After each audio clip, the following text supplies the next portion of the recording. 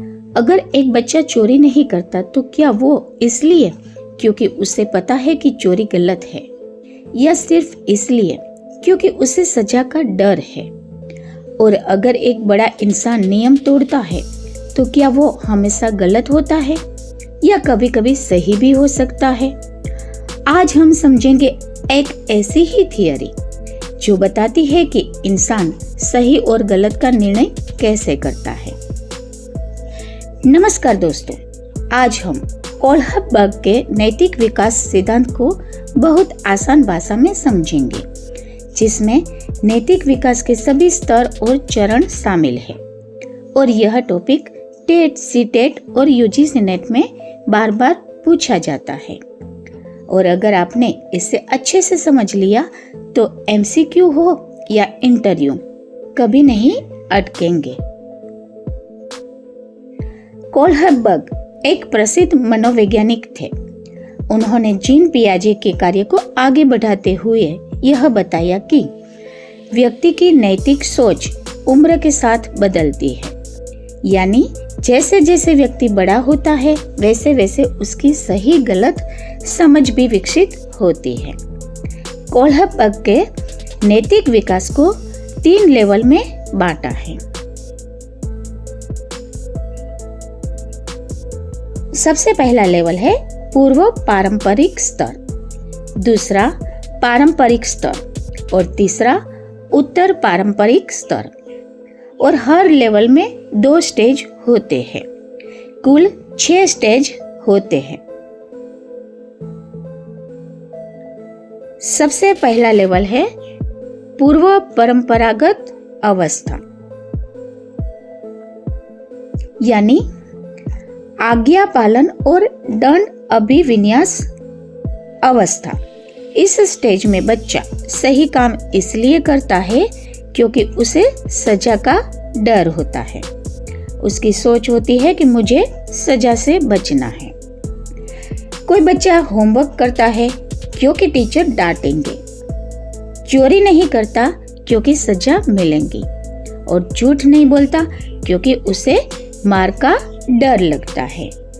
यानी कि यहाँ सही गलत की कोई समझ नहीं है, सिर्फ डर काम कर रहा है और बच्चा दंड से बचने के लिए कार्य करता है, और डर ही आज्ञा पालन का मुख्य कारण है।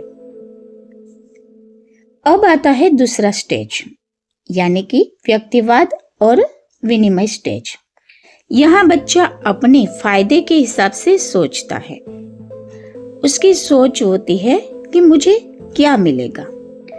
यह अवस्था अहंकार की अवस्था होती है। आयु के साथ साथ परिपक्वता आती है। बालक अपने उद्देश्य पूरे करने के लिए कार्य करता है। जैसे कि भूख लगती है तो वह भोजन खाता है। अगर मैं पढ़ाई करूंगा तो मुझे चॉकलेट मिलेगी, यही सोचकर वह पढ़ाई करता है। दोस्त की मदद क्यों करता है? क्योंकि बदले में उसको मदद चाहिए। घर का काम करता है क्योंकि उसे रिवॉर्ड मिलता है, यानी कि यहाँ पर उसे कुछ मिलने की आशा होती है, और साथ में ये उद्देश्य पूरा करने के लिए कार्य करता है। दूसरा स्तर है परंपरागत नैतिक स्तर। अब हम आते हैं दूसरे लेवल पर, यानी कि पारंपरिक स्तर। इसका पहला स्टेज है गुड बॉय गुड गर्ल, यानी कि अच्छा बच्चा अभिविन्यास। यहाँ पर व्यक्ति अच्छा इसलिए बनता है क्योंकि उसे दूसरों की अप्रूवल चाहिए। उसकी सोच होती है कि लोग मेरे बारे में क्या सोचेंगे। बालक दूसरों की प्रशंसा पाने और समाज में स्वीकृति प्राप्त करने के लिए उचित व्यवहार करेगा। अच्छा व्यवहार करता है तो लोग अच्छा सोचेंगे। यदि कुछ ऐसा गलत व्यवहार कर लिया तो लोग मेरे बारे में क्या सोचेंगे, यही उसकी सोच होती है। जैसे कि छात्र अच्छा व्यवहार इसलिए करता है ताकि टीचर उसे पसंद करे। बच्चा झूठ नहीं बोलता, क्योंकि अच्छे बच्चे झूठ नहीं बोलते हैं। समाज में अच्छा दिखने के लिए वो नियम को भी फॉलो करता है। अब आता है उसके बाद का स्टेज, लॉ एंड ऑर्डर, यानी कानून और व्यवस्था अभिविन्यास। यह व्यक्ति नियमों को सबसे ऊपर मानता है। यह अत्यंत महत्वपूर्ण अवस्था है जहां अधिकांश लोग पहुंच जाते हैं। अब बालक केवल प्रशंसा नहीं चाहता, बल्कि वह समाज को ही स्वयं लक्ष्य बनाने लगता है। उसकी सोच होती है कि नियम का पालन करना जरूरी होता है, जैसे कि ट्रैफिक के नियमों का पालन करता है, टैक्स भरता है क्योंकि यह उनका कर्तव्य है। वह चोरी को गलत मानता है क्योंकि यह कानून के खिलाफ है। यहाँ पर उनके लिए मोरालिटी ज्यादा रहती है। उसके बाद का तीसरा स्तर है उत्तर परंपरागत अवस्था। अब हम आते हैं सबसे मुख्य लेवल पर, जो है उत्तर परंपरागत अवस्था। यानी कि इसका जो ये पहला स्टेज है, सामाजिक अनुबंध। यह व्यक्ति सोचता है कि कानून समाज के लिए है और उसे बदले भी जा सकते हैं। बालक समाज के प्रति अच्छा कार्य करता है। वह यह नहीं चाहता कि समाज के साथ उसका समझौता टूटे। वह अपने आप से सवाल करता है, क्या यह नियम सही है? जैसे कि अन्यायपूर्ण कानून को बदलने की बात करने लगता है। मानव अधिकारों को पहले प्राथमिकता देता है और समाज के भले के लिए सुधार की सोच भी रखता है।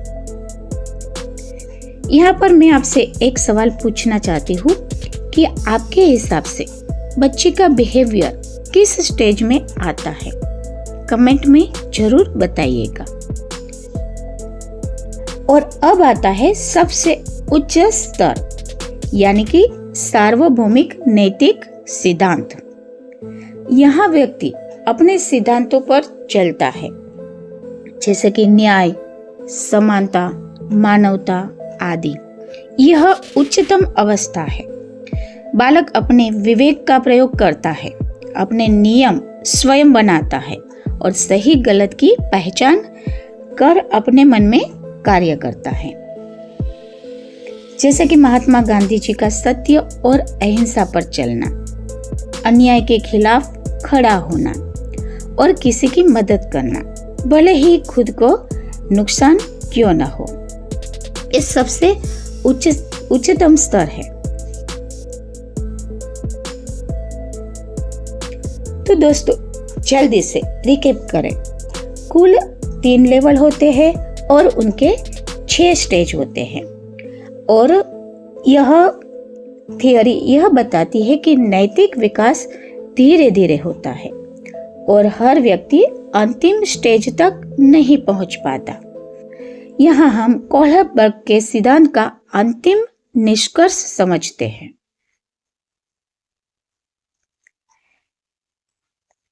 यानी कि जैसे जैसे व्यक्ति की उम्र और परिपक्वता बढ़ती है, वैसे वैसे उसकी नैतिक सोच भी बदलती जाती है। शुरुआत में व्यक्ति बाहरी नियंत्रण में रहता है, यानी वह सही काम इसलिए करता है क्योंकि उसे सजा का डर होता है या इनाम की उम्मीद होती है। इसके बाद वह सामाजिक नियंत्रण में आता है, जहां वह समाज के नियमों को सर्वोपरि मानता है और उन्हीं के अनुसार सही और गलत का निर्णय लेता है। लेकिन सबसे महत्वपूर्ण स्टेज है आंतरिक नियंत्रण, जहां व्यक्ति अपने अंदर के विवेक के आधार पर निर्णय लेता है। अब वह सभी काम इसलिए करता है क्योंकि उसे लगता है कि यही सही है, ना कि डर या समाज के दबाव की वजह से ये काम करता है। उसका अंतर्मन जो बोलता है वही काम यह करता है। यही कोलबर्ग के सिद्धांत का मुख्य सार है कि नैतिक विकास बाहर से अंदर की ओर होता है और यही एक अच्छे और जिम्मेदार नागरिक की पहचान है। जब इंसान बिना डर और बिना दबाव के सही काम करे तभी असली नैतिकता शुरू होती है। अगर आपको यह कंसेप्ट क्लियर हो गया हो तो वीडियो को लाइक करें, शेयर करें और हमारे चैनल को सब्सक्राइब जरूर करें। हाँ, कमेंट में जरूर बताइए कि आपको कौन सा स्टेज सबसे रसप्रद लगा। धन्यवाद।